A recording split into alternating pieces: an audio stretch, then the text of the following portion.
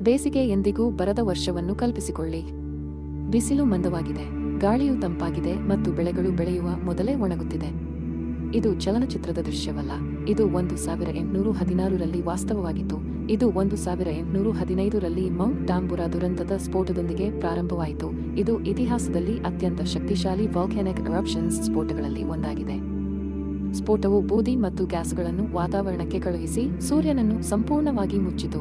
Volcanic eruptions ಚಳಿಗಾಲವನ್ನು ಸೃಷ್ಟಿಸಿತು, ಅದು ಭೂಮಿಯನ್ನು ತಣ್ಣನೆಯ ನೆರಳಿನಲ್ಲಿ ಆವರಿಸಿತು. ಫಲಿತಾಂಶ: ಬೇಸಿಗೆ ಇಲ್ಲದ ವರ್ಷ. ಜುಲೈನಲ್ಲಿ ಹಿಮ ಬೀಳಲು ಶುರುವಾಗಿತ್ತು. ಉತ್ತರ ಅಮೆರಿಕ ಮತ್ತು ಯುರೋಪಿನಾದ್ಯಂತ ಬೆಳೆಗಳು ಹಾಳಾಗಿದ್ದವು. ಆಹಾರವು ಕೊರತೆಯಾಗಿತ್ತು, ಬೆಲೆಗಳು ಗಗನಕ್ಕೇರಿದವು ಮತ್ತು ಸಮುದಾಯಗಳು ಹಸಿವಿನಿಂದ ಉಳಿದರು. ಶೀತ, ತಾಪಮಾನ ಮತ್ತು ರೋಗದ ಸಂಯೋಜಿತ ಪರಿಣಾಮಗಳಿಂದ ಸಾವಿರಾರು ಜನರು ಸತ್ತರು ಎಂದು ನಂಬಲಾಗಿದೆ. ಬೇಸಿಗೆಯಿಲ್ಲದ ವರ್ಷವು ಪ್ರಕೃತಿಯ ವಿಪರೀತತೆಯು ನಮ್ಮ ಪ್ರಪಂಚದ ಮೇಲೆ ಹೇಗೆ ಗಾಢವಾಗಿ ಪ್ರಭಾವ